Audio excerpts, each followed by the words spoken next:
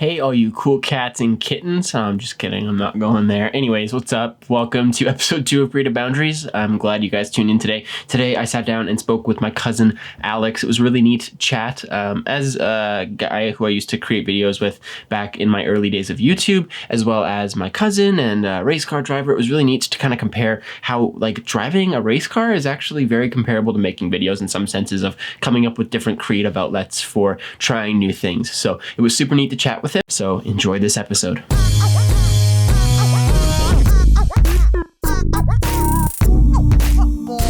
How's it going, you guys? Welcome to the second episode of Creative Boundaries. Hope you guys are having a great morning so far. I don't think you're driving to work at this point, considering we're all isolating, going crazy inside these four walls right here, but hopefully you guys are stoked to have another episode.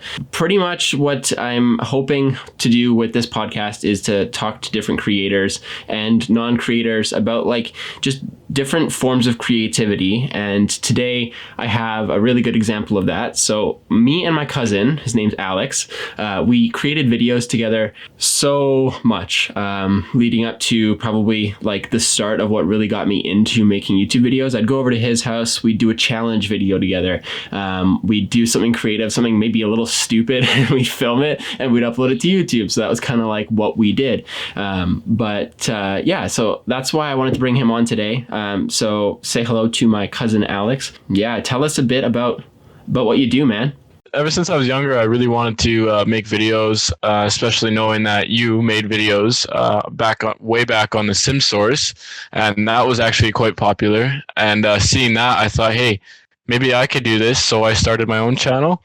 It was called PJ Gaming, and I started doing some gaming videos. It was very horrible quality, and just posted it and said, you know, why not, right? So, and then we started both vlogging, and we made some challenge videos where we tried not to laugh, and we ended up spitting water all over each other, all the way to even we pulled my GT snow racer behind my dirt bike, and that was probably the dumbest thing we've done. And all of it just led up to where we are now, where you're creating in Calgary right now, and you're starting to grow that a lot, and I mean, it's awesome to see. And I kind of stopped about a year and a half ago because I just didn't see any progress in it, and I just went over to dirt track racing, where I started in 2017 in the four-cylinder division in Winnipeg, and I ended up getting Rookie of the Year and third in points that year against a lot of hard-hitting drivers. Those guys were very fast, and I surprised myself, I'd say, just trying to be consistent and getting those top fives every night. And in 2018, I ended up second in points in Winnipeg, fifth in points in Morden, and finished off the year with 3 wins in Morden and 1 amazing feature win in Winnipeg. That's back when I used to be a huge involvement in the racing. That was really fun. And that's probably one of the biggest things that I miss out here in Alberta, because the only tracks are really in Edmonton. But dialing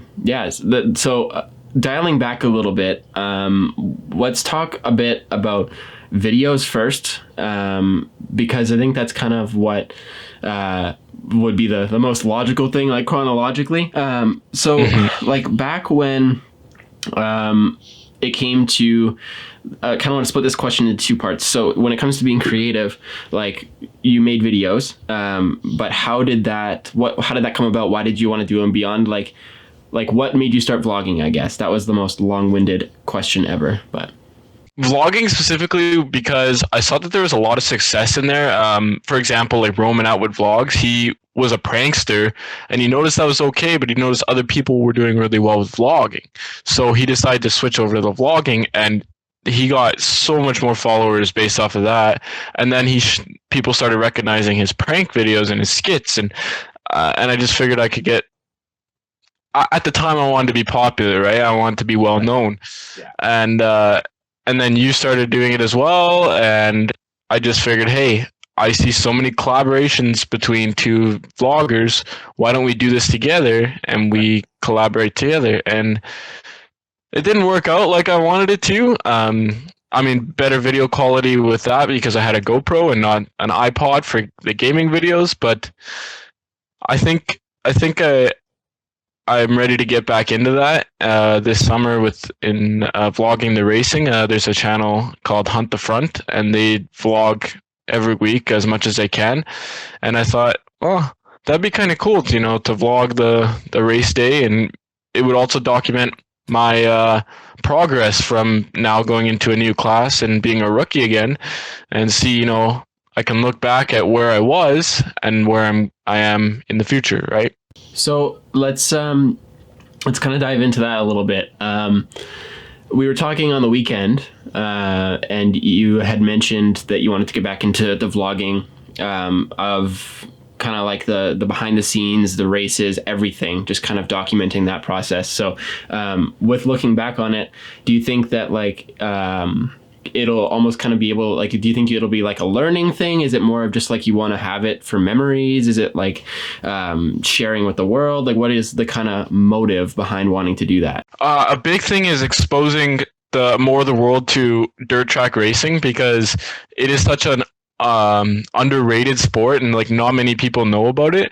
Like, I work at a go-kart track in Winnipeg here, and I mentioned to people, oh, I race dirt track, right? And they're like, oh, up in Gimli at the drag strip? No, it's a completely different track that's not as well known, even though we do have filled stands every week, right? With 3,000-4,000 people, right? So it's just getting us more known as dirt track racers, and maybe even bringing more people into the sport, because that's struggling right now. We need more people in the sport. Mm-hmm. So now I kind of want to dive into that a little bit too. I feel this is one of the biggest reasons why I wanted to have you on. I feel like creativity, well, two things. Number one, it's something that can be done for fun. And I think that kind of ties into the second part, which is that everything has different pieces of creativity. So whether you're working on a car, you have to be creative in different ways of finding solutions for the same problem. Or whether you're racing, maybe finding like a different line to hit every lap that's going to keep people on their toes. So like, first off, maybe like just kind of introduce people to the basics of dirt track racing, because I don't know that everybody would really understand what it is. But also, like, tell me a bit about, the 4-cylinder, how you're getting creative with different things, and every single race was changing, you were learning from it, so on, and then kind of going into this new year with a new class, more challenging, more competitive. Like, what do you think the creativity is going to lead to in that?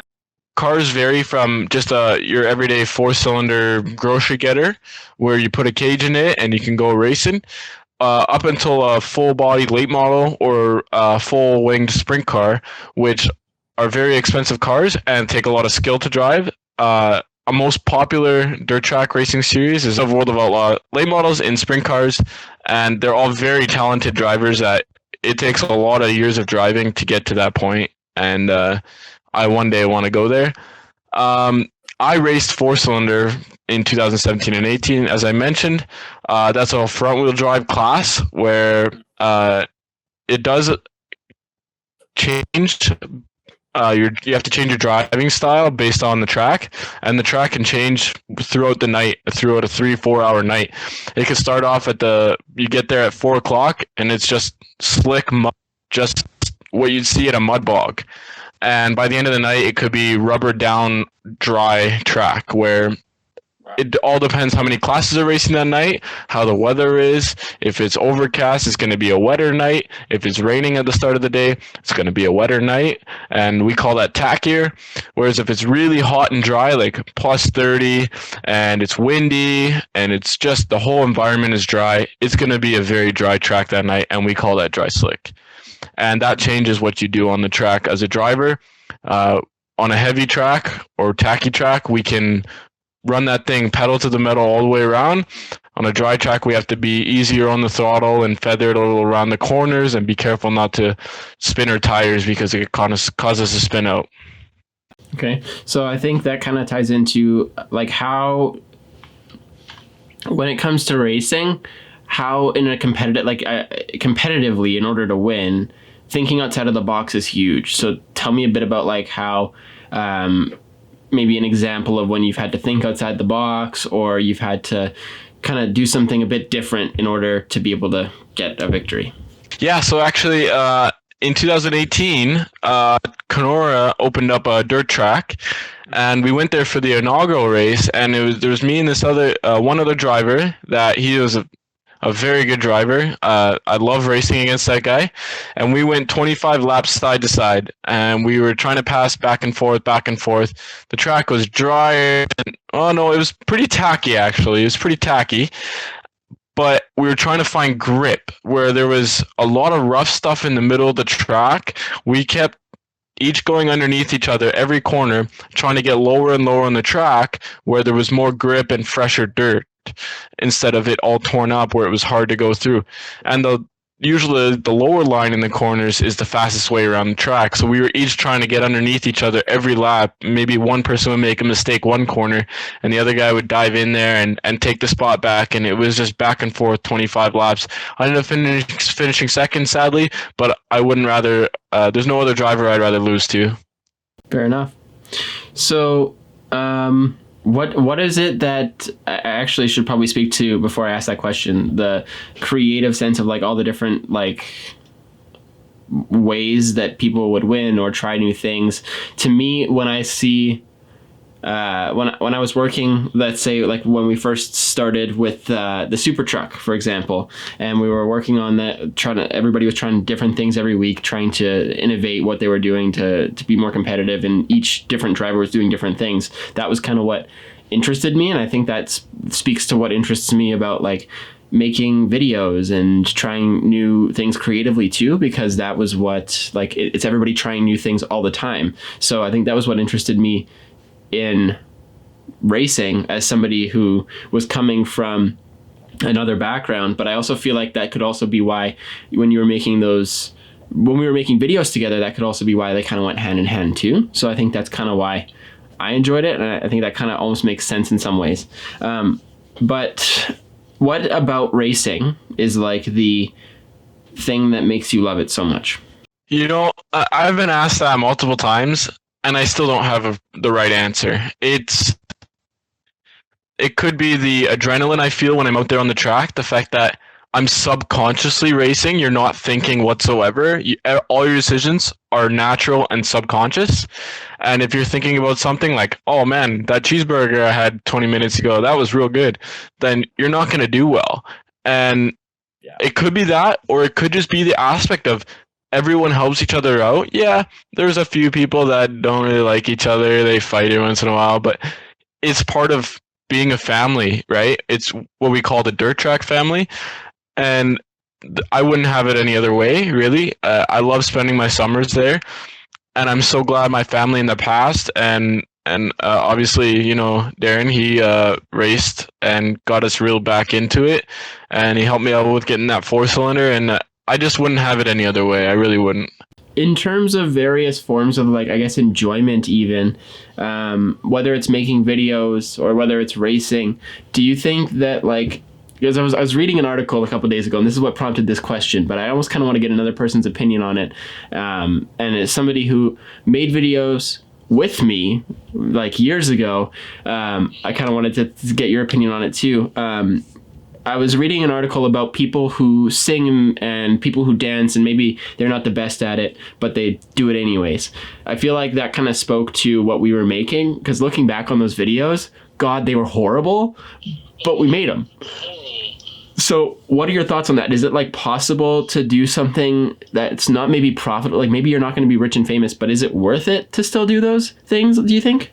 And you know what? It's kind of funny. I'm going to directly compare that to dirt track racing, because they say if you want to make $1 million dirt track racing, you got to start with 2 million. Mm-hmm. Like, just because there's not really a way to make too much money out of it unless you're completely professional.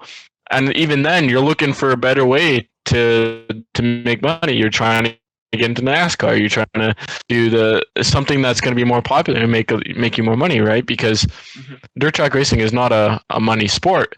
And I see that as being just starting off with YouTube, because when you start off in racing and you start off in video making, they're both not the greatest.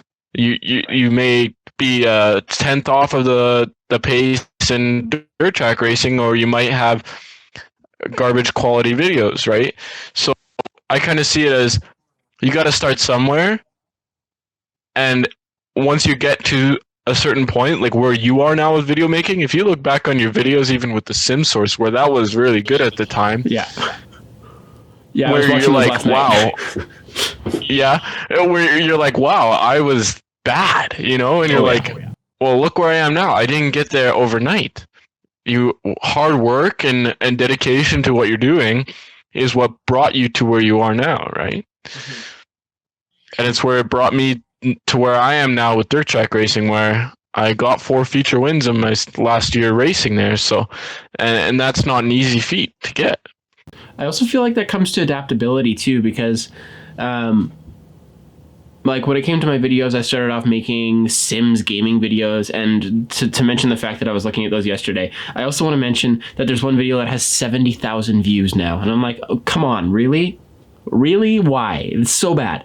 But changing to become better at what you're doing is huge, but that also speaks to like the way that when you did your first race, which is already farther back in terms of adaptability, where you started back and you said you wanted to be a mechanic, like, I don't know, 9th grade. I remember having that conversation. And now what you're doing is changing all the time because you're like doing things that you enjoy and finding what you enjoy. So that adaptability, when it comes into racing, you're doing different things every week, trying new things. And that's, I also think, like a huge part in growing. So it's neat. It's neat that you brought that up. But yeah, I really like that was super neat to hear from you, and I think that's kind of all the questions I had. Anyways, is there like anything else that you wanted to like share with the world about creating videos, racing, anything? Yeah, well, you know, creativity purely in dirt track racing there's actually a lot of it, because every single lap you have to try and do something different, keep up with the top 2 or 3 guys and try and hold my spot and possibly keep my spot for the win. Sadly, fell back to 5th, you know, and that was a learning experience, right? Okay, well, I won't use that tire again on this track, or I'll flip it after the heat race, because the heat race was more beating on the tire than the feature was. There's so many times where I've had to try and pass a guy that, sorry, I didn't know where he was going, I didn't know what he was doing, but after a couple laps, I saw, okay, well, he's been taking this line, and I know he's going to hit the gas a little early here, and his front end's going to slide up the track a little bit. That's where I'll go underneath him, and I'll hit the gas a little sooner because I know I got grip there. And it's like that in every class, and every week with the track changing, guys are changing things on their car because there's lots of changes. You can change your track bars, which move the rear end forward and back. You can change your J bar, which changes how much the body rolls over the rear end. You can change your shock pressures, your spring pressures.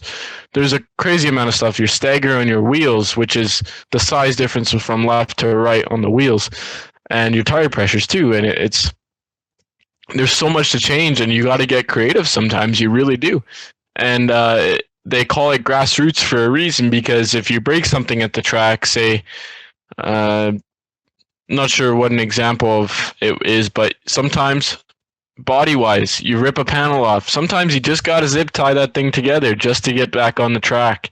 Right. And it's being creative that way that makes you succeed. Super neat. That's super neat. So that kind of brings us towards the end of this episode of the podcast. Quickly, before we figure out where we can follow Alex, I just wanted to let you know that if you're watching this in video form, definitely check out audio forms too on all your podcast platforms, whether it's Google Play, Apple Podcasts, Spotify, or even just go to anchor.fm/creative-boundaries. If you're listening to the audio form right now, make sure you go check out YouTube. It's at youtube.com/bxnsfilms, and there's the full video form of this entire podcast episode. So where can they find you if they want to go and follow? Yeah, so I have a Facebook page. It's called Alexander Farr Racing, and we'll be starting up a YouTube channel, which actually both you and I created, which is Farr Motor Media on YouTube. And be sure to go check those out. In the near future, I'll be making some iRacing videos for Farr Motor Media. Once I get that, I'm going to get a new SSD and a new mic, and I'll be sure to be posting there just as a prelude to getting into the racing season. Obviously, we're kind of delayed right now because of the coronavirus. Everybody please stay home so that we can get this over with and get back out there. And that's all really where I post the racing stuff. So sweet. Sweet. Appreciate you coming on. It was great to compare between racing videos, all that stuff, and really talk about creativity. It's kind of what it comes down to. And that brings us to the end of this episode. So thanks for watching. I appreciate it. And we'll be back next Wednesday, 22nd of April, with a brand new guest as always. And I'm super excited to see you guys next Wednesday. Peace out.